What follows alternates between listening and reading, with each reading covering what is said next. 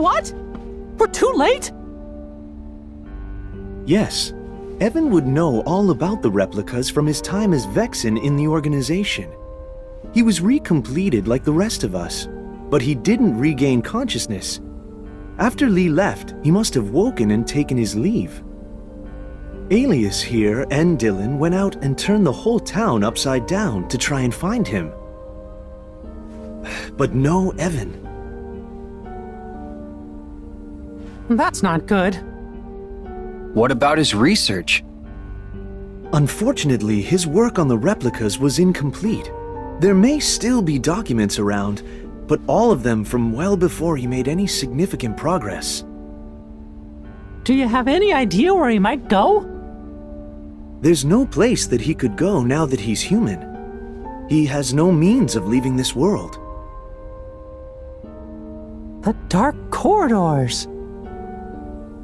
Are beyond his faculties and mine now.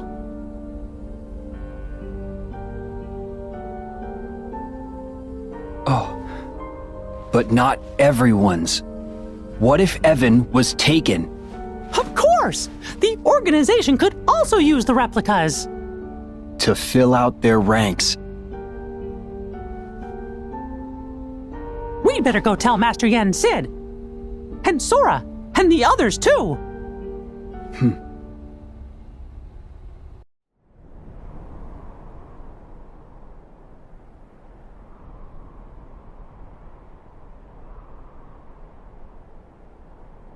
Humanity is a precious gift, and yet you desire to return to the organization?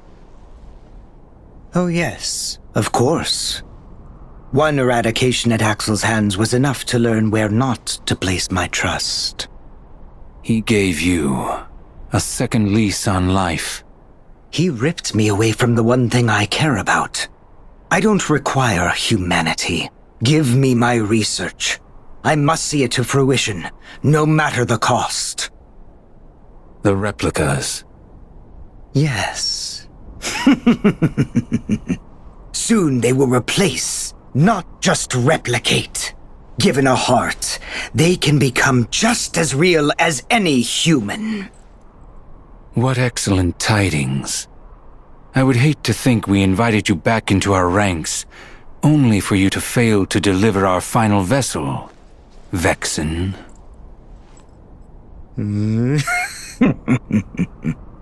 Greetings, I'm Solidus-Skully, and now let's take a picture of our Disney friends, as I welcome you back to Kingdom Hearts 3, as we then eventually begin to take off to a whole new quadrant of space. And yeah, that's something you begin to discover right here, actually, where, yeah, you actually get to switch between two different galaxies. Misty Stream and I forget what the first one's called.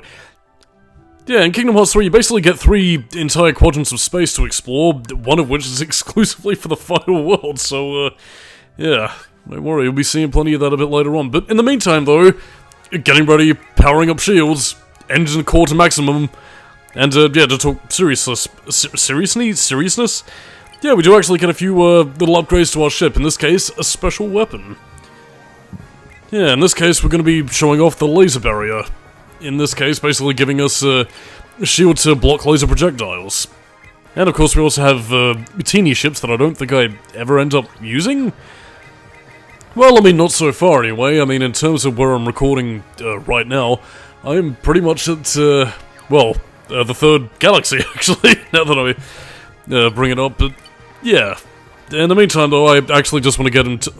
I mean, where I am right now, I mainly just want to get a few parts recorded, as in, you know, audio commentary parts that you're hearing right now recorded, so that I can pretty much be set for the week and then get, you know, back to reviews, because I'm sure people are wondering where Sonic Heroes and Shadow the Hedgehog are at this stage.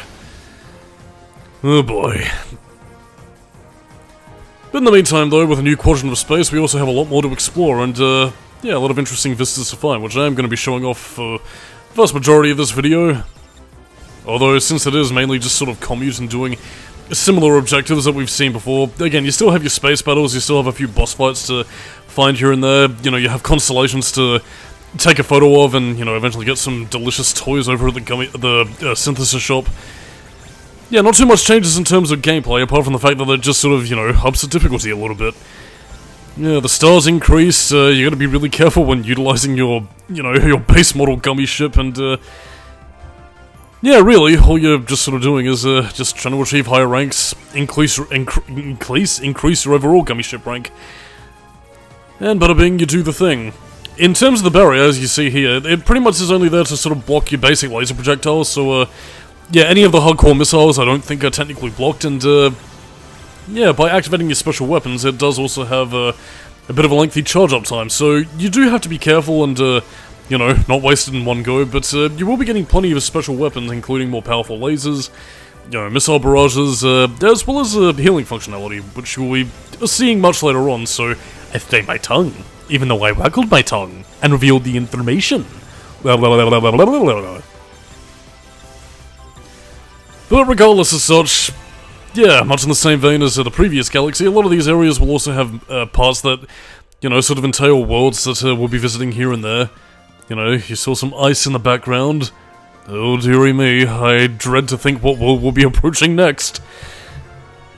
But yeah, otherwise, you do also have those little, vortex slipstreams that you can allow to travel to and fro between places. Those little boosties right then and there, and, yeah, apart from that, some really unique vistas based upon each world that you visit, really.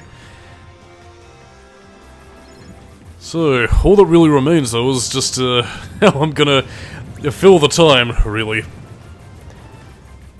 And yeah, sadly, my ship's lasers aren't powerful enough to get the gummy ship blueprints, and that just leaves me going, oh no, now how am I going to get the new flavor of gummy to eat? And yeah, we also see this giant radar dish, which is meant to be more of a factory setting, not something space-related, so, don't worry, there is no Death Star super boss, although I can fathom in Kingdom Hearts 4 that might be the case. Although, actually, now that I think about it, I mean, again, if the Star Wars rumors are true for Kingdom Hearts 4, then, potential gummy ship run with the Millennium Falcon on the Death Star 2? I really don't know how they would work that, but, it'd be quite curious. Merry Christmas and have a Happy New Year! What a wonderful theme song that's so upbeat and happy, yeah! But yeah, you do also have a couple of other, apart from these icy patches, asteroids to sort of mine, and again, if I'm repeating commentary from the previous session, I do apologize, but yeah. In terms of what you're going to be finding inside the asteroids, again, apart from your usual gummy pieces, you also get synthesis materials, and yeah, compared to the previous sector, where you'd usually be mining for fluorite, here it's pretty much a rich source of, well, Damascus, which is primarily utilized in upgrading your keyblades. But there are also a few rare drops you can actually get if you continue to mine, a lot of these asteroids. You can actually get stuff like, Mithril Stone, Mithril Crystal, I believe, and, yeah, on the very rare drop that you can get in this sector, but, bear in mind you're probably better off mining for it in the next sector, or, towards the world a bit later in the game, Adamantite.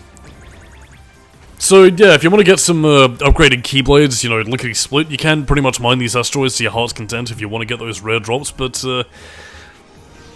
yeah, that's neither here nor there in this case, as you're probably better off just sort of kind of upgrading them as you go, rather than, trying to get ahead a little bit early in the game.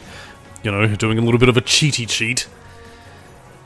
But nevertheless, yeah, Merry Christmas, everybody! This music is so cheery, dude. And yeah, apart from having, regular gun turret Heartless sort of bopping about with also ships orbiting the area, yeah, nothing really too much to worry about.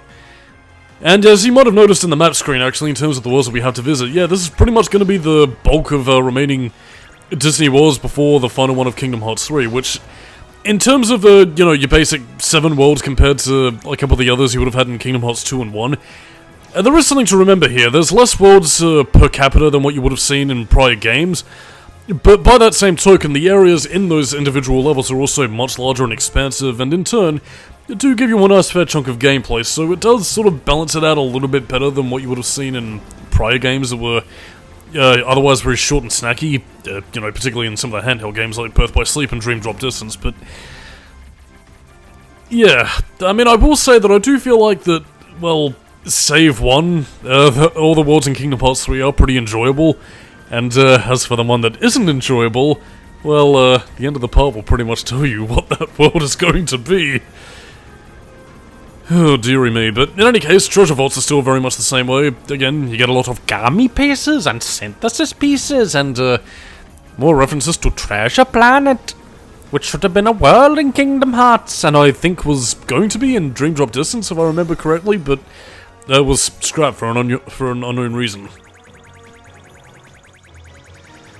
I really don't know, actually. Like, I mean, there are still plenty of Disney properties for Kingdom Hearts to adapt, but it does make me wonder whether or not some of the Renaissance era stuff is either going to fall by the wayside in more recent years, or I don't know. Well, we're going to be lacking a few surprises. Like, I mean, what if they included a world based on Black Cauldron, or you know, something like that. I don't know. I mean, again, like to go back into the Kingdom Hearts 4 rumor mill. Somewhat, I mean, with the whole Star Wars thing. I mean, again, by the time Kingdom Hearts 3 came out, Disney already did own Lucasfilm and, you know, Marvel and all that. But, yeah, there was a very keen interest to not really include much in the way of anything related to those worlds. I guess maybe because of some of the legalese involved, because, again, you know, they're two different companies, and I guess maybe there is a bit of fuckery that, you know, is required in order to get certain properties and characters into, you know, certain games or whatever, but yeah, basically, yeah, they were pretty much persona non grata at this stage. But then again, I suppose part of that was also because of how hard it was to get Pixar into Kingdom Hearts to begin with, which was kind of wanted by Nomura since Kingdom Hearts 1, if you remember the whole Toy Story being pitched for a world, you know, and all that kind of thing. But yeah, I mean, either way though, it's, yeah, I don't know, legal fuckery. It's, a bit of a bane, but at the same time it also, well, okay, theoretically it's there to ensure that creations aren't misused, but, well, then again, in recent years, with how many other franchises have gone through fuckery, well, that's kind of hard to believe at this stage. But in any case, let's kind of change things up with a little bit of a boss fight. Optional one.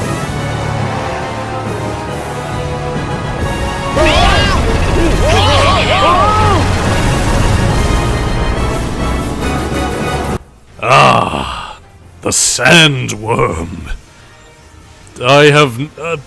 I'm trying to struggle my brain-racking thing a little bit here.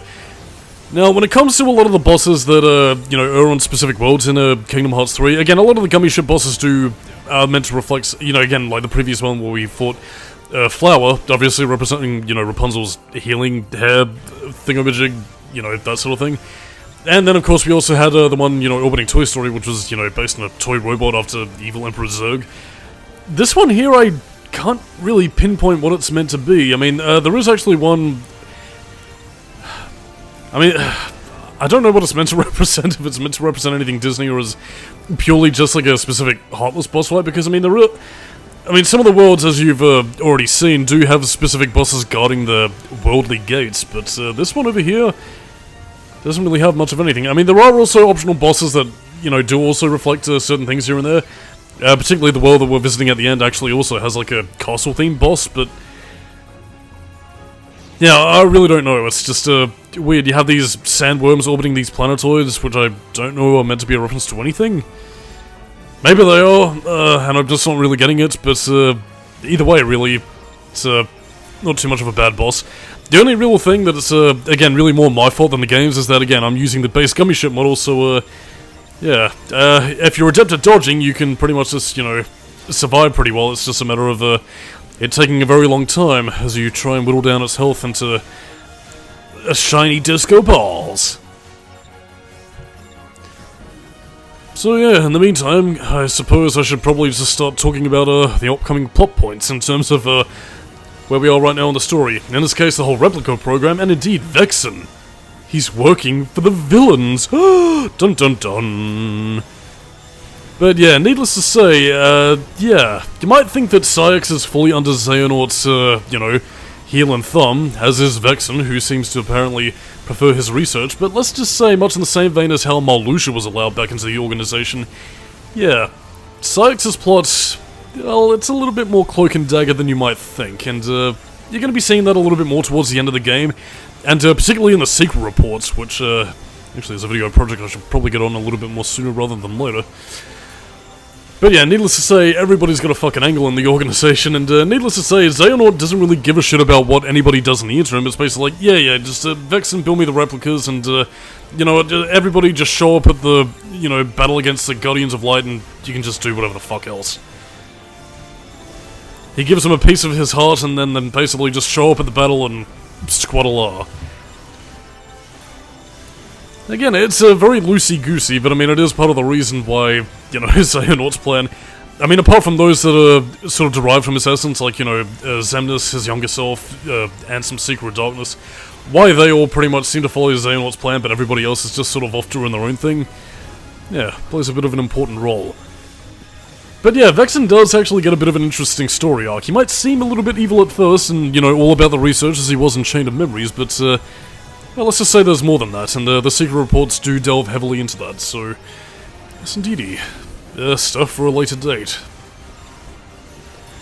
But yeah, as for anything else though, Mickey and Riku still continuing to play detective, for lack of a better phrase.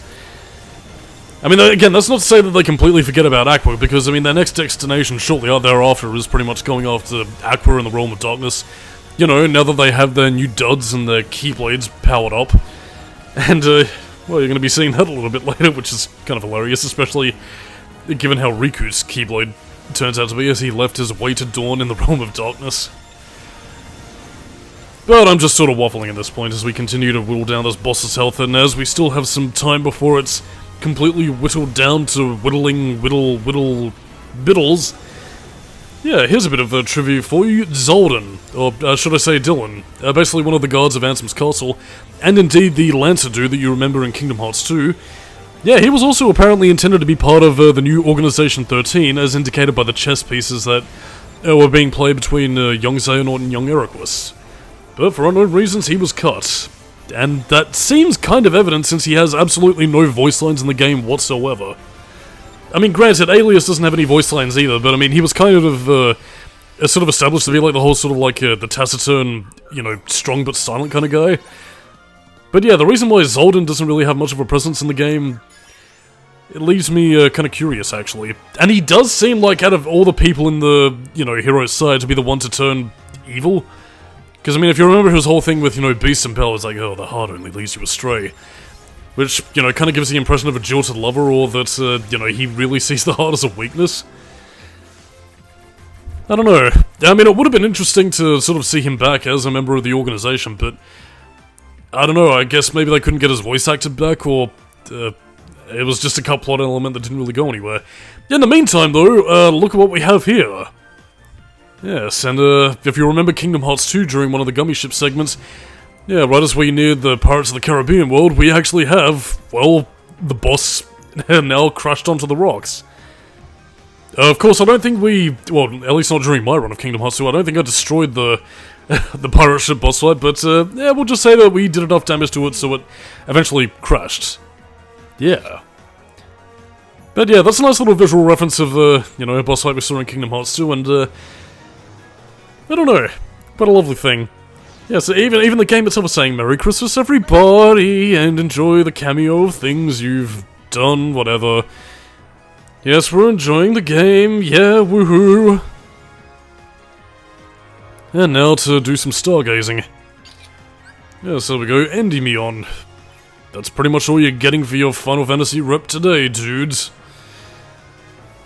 But yeah, I mean, if you can see a lot of the seafaring shanties and everything, well, if you could see it over there before I just jump cut to oblivion. Yeah, now we're heading towards a very icy palace.